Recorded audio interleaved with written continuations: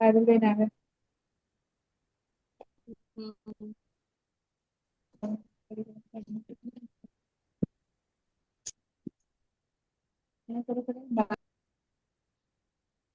નિતલ, હા એમને બોલો. એ આપણને કે ને પછી જ જોઈન કર્યા તો આપણે બધા 10 મિનિટમાં જોઈન કરી દીધું છે. ચલો ટ્રેન જ નથી આવ્યા ને. કરીશું બધા. મેં આપણો લખ્યું છે ટાઈમ જોઈન. એમ જ વેસ્ટ, એટલે આપણે મોડા કરત એમ લેટ એમને આવવાનું. નેક્સ્ટ ટાઈમ થી છે ને સજેશન છે, નેક્સ્ટ ટાઈમ થી ટીચરને જ કહેવાનું કે તમે કહો 10 ને 20 કે 10 ને 19 કે હા 15, તો એ તમે રીતે કોઈ આપણે જોઈન, એ હા રીતે આપણે આપણે દસ જોઈન. ચલો મિનિટ એક ઇન્ફોર્મેશન આપું, ઓલવેઝ તમારા ગ્રુપ માટે આ જ લિંક રહેશે, એટલે આ જ જોઈન કરશો, બરાબર? આ જ લિંક રહેશે હા તમારા ગ્રુપ માટે. અને સેકન્ડલી કોઈ કદાચ એકાદ મિનિટ પછી જોઈન થાય તો આપણે રેકોર્ડિંગ હશે તો તમે એમાં પણ રેકોર્ડિંગ યુઝ કરી શકો છો ને. હું કદાચ તમારા સારા માટે 2 મિનિટ પછીથી જોઈન થાઉં તો તમારે ફર્સ્ટ ક્લાસમાં નવકાર પણ સ્ટાર્ટ કરી દેવાની વિધાઉટ રેકોર્ડિંગ, તો એટલો તમારો સમય બચશે, બરોબર? તો 3 નવકાર પણ તમે ગણી શકો છો. ચલો આપણે વર્ગની શરૂઆત કરીએ. અરિહંત પ્રભુને આપણે એમના ગુણોથી ઓળખીએ. દાખલા તરીકે વિડિયો નથી દેખાતો મારો. હા, તમે દેખાતા નથી વિડિયો. પેજ સ્વાઇપ કર. શું? છે દેખાય છે વિનીતા, અચ્છા નીચે દેખાય. ઓકે મારા. અમને હા, તું કર. નીચેના 3 ડોટ્સ છે ને, સ્વાઇપ કર. નીચે ડોટ્સ દેખાતા એને સ્વાઇપ કર તો મળશે. ઓકે, બીજા બધા હા ઓકે. ચલો બધા મ્યુટ થઈ જજો. આપણે ગુણો લઈએ પ્રભુના. 12 ગુણ. પહેલા તો સેકન્ડ ક્વેશ્ચન, અરિયંત પ્રભુના ગુણ કેટલા? તો 12 ગુણ. અને બધાના હું ફોટોસ ગ્રુપ ઉપર નાખી દઈશ, એટલે ન લખાય તો ડોન્ટ વરી. આપણે માત્ર સમજીએ.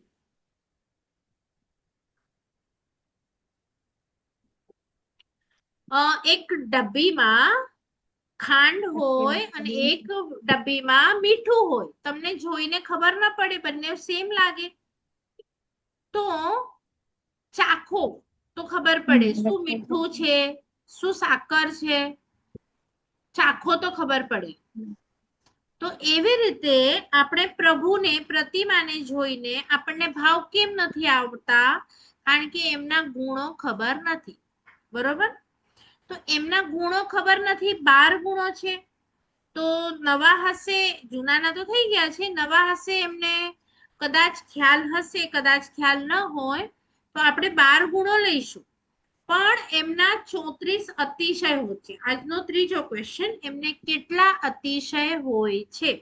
તો 34 અતિશય હોય છે, 34. તમે લખી લેજો. અને 34 અતિશય હું ગ્રુપ ઉપર નાખું છું. તો શા માટે અતિશય જાણવા જરૂરી છે એમના? કારણ કે અતિશય એટલે ખાલી સ્પેશિયલ એમની માટે જ હોય, વર્લ્ડમાં બીજા કોઈની પાસે એ હોય નહીં.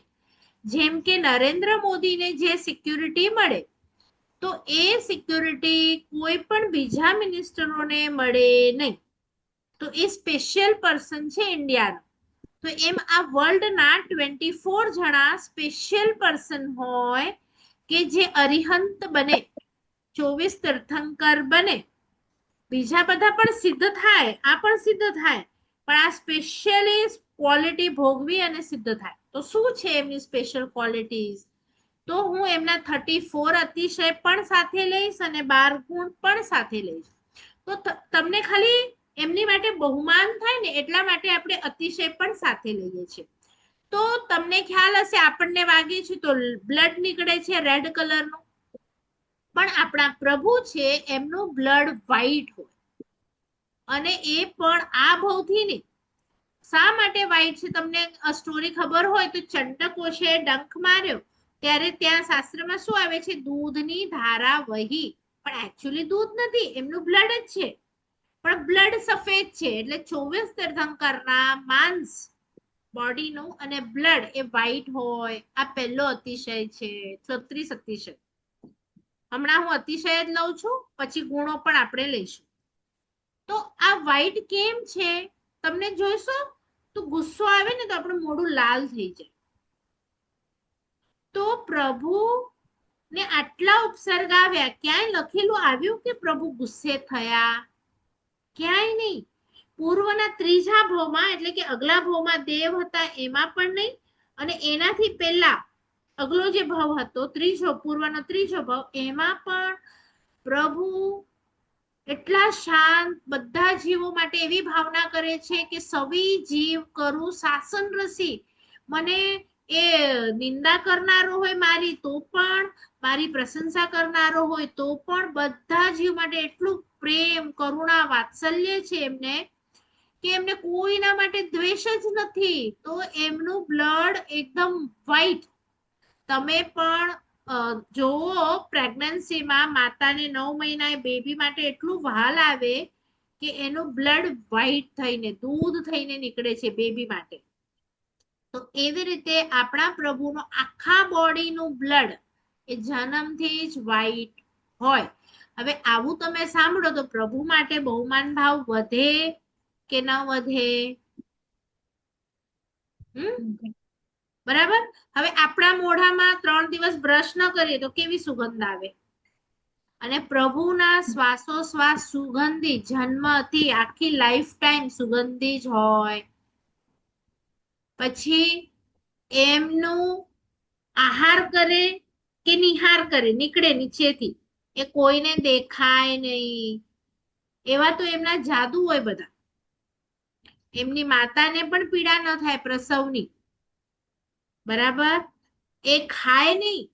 એ નાના હોય ત્યારે માતાનું સ્તનપાન ન કરે. એમના જન્મ વખતે ઇન્દ્ર મહારાજા અંગૂઠામાં અમૃત નાખે. એ અમૃતને ચૂસે અને એનાથી પેટ ભરાઈ જાય. એટલે માતાને હેરાન ન કરે, સ્તનપાન ન કરે.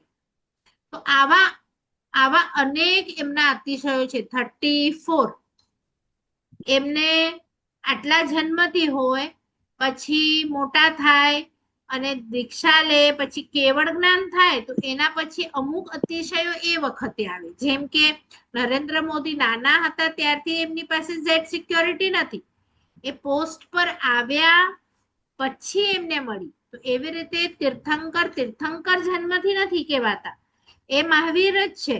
પણ એ મોટા થાય અને જે દિવસે એમને કેવળ જ્ઞાન થાય એ દિવસે એમને અરિહંત પ્રભુ કહેવાય. અરિ એટલે શત્રુ અને હંત એટલે હણે. તો એમના જે અંદરના શત્રુ હતા, રાગ, દ્વેષ, કશાયો, એમને હણી નાખ્યા અને એ દિવસે એ અરિહંત બન્યા.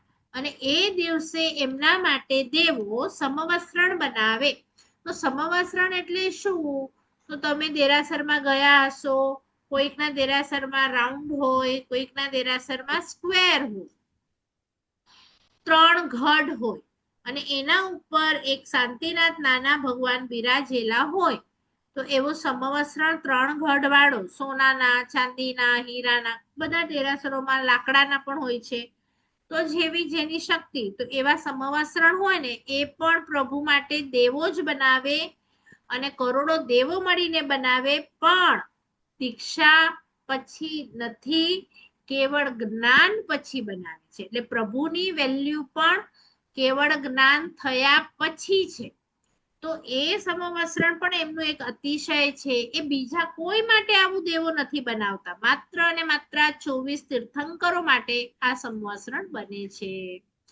તો આ ખાલી સમવસ્ત્રણ એવું હોય છે કે જેને જોવા માટે લોકો આવે અને પછી પ્રભુ બોલે અને પછી એ લોકો સાંભળે અને મોક્ષે જાય. તો એનો મતલબ કે પ્રભુની વાણી કેટલી ઇમ્પોર્ટન્ટ છે કે એ બધા લોકો સાંભળે. એની માટે દેવો આવો કરોડો અબજોનો ખર્ચો કરે છે. આખું ગઢ આપણે જોઈશું, આગળ જશું ને, કે નીચેના અધોલોકથી નીચેના દેવો આવે, ત્રીજો ગઢ બનાવે. આ લોકમાં રહેલા દેવો મિડલ ગઢ બનાવે અને ઉપરના દેવો આવીને ઉપરનો ગઢ બનાવે. વાયુદેવ હવાથી આખો 1 યોજન ભૂમિ સાફ કરે, પછી વૃષ્ટિ કરે મેઘદેવ, અને મસ્ત અત્તર જેવી સુગંધ આવે.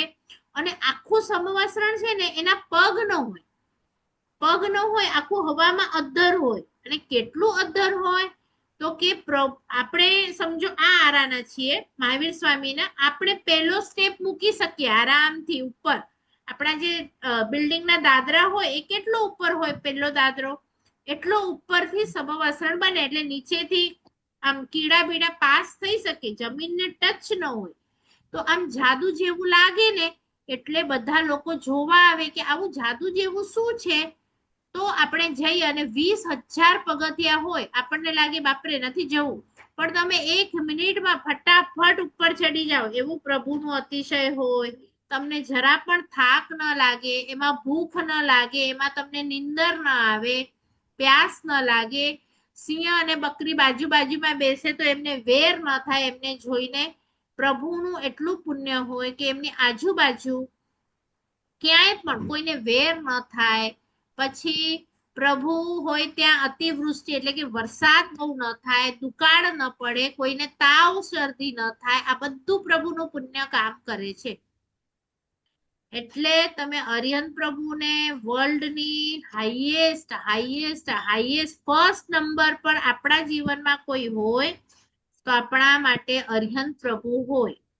એટલે આ શા માટે કહું છું કે આપણે લેડીઝો છીએ, કોઈકને માટે કોઈક હિરોઈન એની ફેવરેટ હોય, અથવા તો કોઈક ઇન્ડસ્ટ્રીયલિસ્ટ આપણા માટે ફેમસ હોય કે નીતા અંબાણી છે. પણ નીતા અંબાણી 3 લોકની નાથ નથી.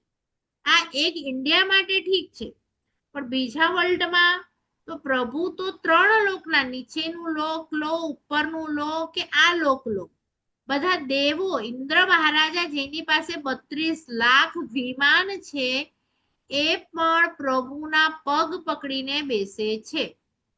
એટલે તમે પ્રભુનું મહત્વ સમજો કે કેટલું છે. અને આવા અતિશયો તો જન્મથી છે એમની પાસે. અને દીક્ષા પછી, કેવળ જ્ઞાન પછી 1 કરોડ દેવો એમની સેવામાં હાજર હોય. 1 કરોડ, અને 24 કલાક, 1 મિનિટ માટે પણ આગળ પાછળ ન થાય. અને જ્યારે એમનું નિર્વાણ થશે ત્યાં સુધી સાથે હોય. તમારી પાછળ સમજો 5-10 સેવકો હોય ને પાછળ પાછળ ચાલે, જેમ આપણે જોઈએ કે અંબાડીની પાછળ આવતો, આપણને લાગે કે આ કોઈક મહાન વ્યક્તિ છે, પણ આમણે તો કીધું પણ નથી, કોઈને અપોઇન્ટ પણ નથી કર્યા. પોતાની રીતે 1 કરોડ દેવો એમની હાજર હોય. અને પગ તો કેવળ જ્ઞાન પછી જમીન ઉપર મૂકે જ નહીં. એમની માટે દેવો સોનાના 9 કમળો એ પગની નીચે રાખે કે પ્રભુ પગ તો જમીન પર હવે મૂકવાનું જ નથી. તમે સમવસ્ત્રમાં બેસો કે જમીન પર ચાલો, પણ નો, નીચે તો રાખવાનું જ નથી. આ કેવળ જ્ઞાન પછીની વાત કરું છું. તમે ક્યાંક જોયું હશે એ કેવળ જ્ઞાનથી પહેલા તો એ પ્રભુ નોર્મલ જ હોય, એમની પાસે દેવો ન હોય કે કાંઈ ન હોય. પણ તમે લોઢા સાઈડના દેરાસરમાં જશો ને તો ત્યાં તમને આવા મોટા અરિહંત પ્રભુ અને એમની નીચે સોનાના 9 કમળો, એ 2-3 દેરાસરો મુંબઈમાં છે, એમાં આ છે તો દર્શન કરજો. અને વિચારજો કે એ વખતે પ્રભુ ચાલતા હશે ત્યારે કેવો માહોલ હશે, સમવસ્ત્રણ હશે. એમાં 3rd ગઢ છે, એમાં બધા દેવો પોતાના વિમાન પાર્ક કરે, સેકન્ડમાં બધા પશુ પક્ષી બેઠા હોય, ઉપરમાં દેવ દેવી, સાધુ સાધ્વી, માનવીઓ બધા બેઠા હોય. અને ચારેય સાઈડ બધાને એવું લાગે કે પ્રભુ મને જ જુએ છે, અને પ્રભુ મારા મનમાં ક્વેશ્ચન છે એનો જ જવાબ આપે છે. અને પ્રભુ બીજી બાજુ તો છે જ નહીં, પણ આમ 4 બાજુ પ્રભુ, એટલે એક બાજુ સાચા હોય ને 3 બાજુ એમના જેવું જ સ્વરૂપ દેવો બનાવે. અને બધાને એમ લાગે કે નહીં મારી સામે જ જુએ છે. એટલે આવું બધું બીજા કોઈ વ્યક્તિ માટે તમે ઇમેજિન ન કરી શકો. એટલે તમારા માઇન્ડમાં એમ હોય કે મારી ફ્રેન્ડ એ કેટલી રૂપાળી છે, તો પ્રભુ પાસે જન્મથી એવું રૂપ છે કે એમના જેવું રૂપ કોઈની પાસે નથી. એટલે વર્લ્ડનું બેસ્ટમાં બેસ્ટ રૂપ હોય તો એ તીર્થંકર પ્રભુનું હોય. એટલે તમારા માઇન્ડમાં કોઈ ફર્સ્ટ નંબર પર હોય તો કાઢી નાખજો. પ્રભુ પાસે બેસ્ટમાં બેસ્ટ પુણ્ય હોય, પૈસો પણ હોય એટલો જન્મથી, બધું જ હોય બેસ્ટ, એટલે આપણા માઇન્ડમાં બીજા બધા સેકન્ડ થર્ડ નંબર પર આવવા જોઈએ અને ફર્સ્ટ નંબર પર માત્ર ને માત્ર અરિહંત પ્રભુ જ હોવા જોઈએ. અને આવી વ્યક્તિને ઉઠીને જવાને મળવાનું મન થાય કે ન થાય? એમના કલ્યાણકો આવે તો આપણે કેટલા હરખ ગેલા બની જઈએ.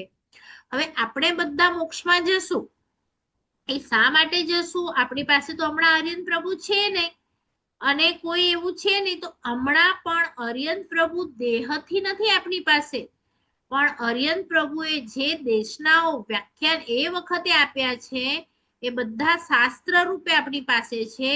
એ શાસ્ત્રનો અભ્યાસ કરીને સાધુ સાધ્વીજી ભગવંતો આપણી પાસે છે અને એ આપણને ફરમાવે તો સાંભળવા જવાની આપણી ડ્યુટી છે કે નહીં? અને એ સાંભળીને આપણને આ મોક્ષથી, જો આપણે મોક્ષમાં ચાલ્યા જશું તો આપણે આ સંસારથી પાર મેળવ્યો એનું ડાયરેક્ટ તમારા માટે ઉપકારી કોણ? તમારા અનંત ભવના જન્મની પીડા મટી ગઈ, તમારા મરણની પીડા મટી ગઈ, તમને કોઈ સ્વજનથી વિયોગ નથી, તમને ભૂખ લાગવાની નથી, તમને કોઈ કામ કરવાનું પણ નથી. કાયમી માટે સુખી થવાનો રસ્તો કોણે બતાડ્યો? તો માત્ર અને માત્ર અરિહંત પ્રભુ. તો એમની માટે કેવું બહુમાન હોવું જોઈએ? આપણે એમના ગુણો નથી ભણ્યા, એમના અતિશયો નથી ખબર, માટે એમની માટે જેટલું બહુમાન થવું જોઈએ એટલું આપણને થતું નથી. કોઈકને નરેન્દ્ર મોદી ખબર જ ન હોય, તો એની બાજુમાં આવીને બેસે અને ઓલો તો પોતાની બુક જ વાંચતો હોય, તો તમને એમ થાય ને કે તારી ફ્લાઇટમાં બાજુમાં મોદી બેઠા હતા અને તે વાત ન કરી. Oh my God! તો એમ આપણી વચ્ચે અરિહંત પ્રભુના દેરાસરો છે પણ આપણને એટલો ભાવ નથી થતો, માટે આપણા કર્મ નથી તૂટતા. તો હવે આપણે એમને ભણીએ, એમને જાણીએ અને એમના અતિશયો મેં એટલા માટે કીધા કે તમને ઓ માય ગોડ આવું હોય છે એમ થવું જોઈએ લિટરલી. અને હવે એમના ગુણો જોઈએ. હવે ગુણો શા માટે? કારણ કે જો એમણે દીક્ષા લીધી ને ત્યારે એમણે કપડાનો, દાગીનાનો બધો ત્યાગ કરી નાખ્યો, લોચ પણ કરી નાખી. તો હવે એક સામાન્ય સાધુ હોય જેની પાસે કાંઈ ન હોય, દિગંબર અવસ્થા હોય, તો એવાને સાંભળવા માટે આપણે તો જઈએ ને એવું કે ભાઈ ઠીક છે, હવે આ કોઈ લાગે છે એવો નાગો બાવો જેવું, તો કોણ જાય સાંભળવા? તો એટલા માટે જ્યારે એમને કેવળ જ્ઞાન થાય ત્યારે દેવતાઓ 8 વસ્તુઓ કાયમી માટે એમની પાસે મૂકે અને એ વસ્તુઓના કારણે એવું લાગે કે આ કોઈક મહાન વ્યક્તિ આવી રહ્યો છે કે જેની પાસે આ બધું છે. તો એવી 8 વસ્તુઓ કઈ છે? તો તમને કદાચ સૂત્ર આવડતું હોય. અશોક વૃક્ષ, સુરપુષ્પ વૃષ્ટિ, ચૈત્યવંદનની આગળ જે અચલ ગચ્છમાં બોલાય છે, તો એમાં પ્રભુના 8 પ્રાતિહાર્ય બતાવવામાં આવ્યા છે. હવે આ પ્રાતિહાર્ય એટલે શું? તો એ કયા શબ્દ પરથી આવ્યું છે? તો કે પ્રતિહારી એટલે કે સેવક. તો આ 8 વસ્તુઓ પ્રભુની સેવક છે. કેવળ જ્ઞાન વખતે એમની પાસે આવે અને નિર્વાણ સુધી એમની સાથે અને સાથે રહે. તો પહેલું છે અશોક વૃક્ષ. તો હવે અશોક જ વૃક્ષ કેમ? આટલા બધા વૃક્ષો એ વખતે જમાનામાં હતા ત્યાં. તો આ એક અશોક વૃક્ષ દેવો બનાવે. એ કેવું બનાવે? તો કે 12 ગણું ઊંચું. હવે પ્રભુની હાઈટ જેટલી હોય એનાથી 12 ગણું ઊંચું. દાખલા તરીકે આપણા પ્રભુ 7 હાથના છે, તો એનાથી 12 ગણું ઊંચું. તમે વિચારો કોઈક વ્યક્તિની પાછળ આટલું મોટું વૃક્ષ આવતું હોય, એટલી મોટી છાયા હોય, તો આપણને અચંબો લાગે કે ન લાગે? તમે દેરાસરમાં જશો ને તો કોઈક દેરાસરમાં એ પ્રભુની પાછળ અશોક વૃક્ષ મોટું બનેલું હશે, તો એનાથી ખબર પડે કે આ અરિહંત પ્રભુ છે. હવે અશોક જ કેમ? તો કે આ વ્યક્તિને ક્યારે પણ કોઈ શોક આવવાનો નથી જીવનમાં, અને એની જે સેવના કરશે એને પણ શોક નહીં આવે ક્યારે પણ. તો અશોક, એટલે નહીં, શોક જ નહીં આવે. આવો અશોક વૃક્ષ એ એમનું પહેલું ચિહ્ન છે કે આ તીર્થંકર આવી રહ્યા છે. બીજું છે સુર પુષ્પ વૃષ્ટિ. તો સુર એટલે દેવ અને પુષ્પની વૃષ્ટિ. તો આ દેવો 1 કરોડ કાયમી એમના ઉપર પુષ્પની વૃષ્ટિ કરતા હોય. અને પુષ્પ એટલે એવા સુગંધી, એવા મોટા, એવા ખુશબુદાર અને એવા રંગોળીમાં પડે, ઉપરથી પાડે તો જેમ તેમ ઊંધા તો પડે જ નહીં. મસ્ત મસ્ત ડિઝાઇન પડતી હોય આજુબાજુ આજુબાજુ, અને ચાલતા જાય ફૂલો પડતા જાય, ડિઝાઇન બનતી જાય. કેટલા ફૂલો પડે તો આપણા તળિયાથી આપણું ગોઠણ છે ને ગુड्डा સુધી આટલો મોટો થર એ નીચે ફૂલોનો હોય, અને એના ઉપર ઓલા સોનાના કમળો, અને એના ઉપરથી પ્રભુ આવતા હોય. તો એ વખતનું દ્રશ્ય કેવું હોય કે દેવો એના ઉપર કન્ટિન્યુઅસ પુષ્પવૃષ્ટિ કરતા હોય. આપણે ખાલી આમ ચોથો ફેરો ફરાતો હોય ને એમાં થોડીક વાર ફૂલો પડે, એમ લાગે જાણે મોટા મહારાજા મહારાણી થઈ ગયા આપણે. તો પ્રભુ ઉપર તમે વિચારો, પહેલેથી છેલ્લે સુધી, કવડ જ્ઞાનથી નિર્વાણ સુધી કન્ટિન્યુઅસ ફૂલો પડે. સુરપુષ્પ વૃષ્ટિ, દિવ્ય ધ્વનિ. દેવો દિવ્ય ધ્વનિ એટલે કે પ્રભુ પણ બોલે ને તો એમ લાગે કે જાણે મ્યુઝિક નીકળી રહ્યું છે. અને આપણે કોઈક બોલતા હોઈએ ને પાછળ એકદમ લાઈટ મ્યુઝિક વાગે, દિવ્ય ધ્વનિ. હવે જો તમને આવડતું હોય સૂત્ર તો ઠીક છે, નહીં તો નેક્સ્ટ ક્લાસ સુધી શીખી રાખવાનું છે બધાએ. અશોક વૃક્ષ, સુરપુષ્પ વૃષ્ટિ, દિવ્ય ધ્વનિ, ચામર. તો એવો ઇન્દ્ર મહારાજા હોય તો એ ચામર ઢાળે. હવે ચામર શબ્દ શેના ઉપરથી આવ્યો તો કે ચમરી ગાયની પૂંછના વાળ હોય, અને એ પૂંછના વાળમાં મેડિસિનલ વેલ્યુ હોય. એ તમે હિન્દુ છોકરાઓને જોશો એ ગાયની પૂંછને આમ કરીને પછી એક્ઝામ આપવા જશે. તો પહેલાના જમાનામાં એ પૂંછની આમ આમ કરે ને એટલે મેડિસિનલ તમને તાવ કે કોઈ એવું ઇન્ફેક્શન ન લાગે. તો આ ચામરો કરે છે દેવો. તો અહીંયા મેં કીધું ને કોઈ બીમાર જ ના પડે.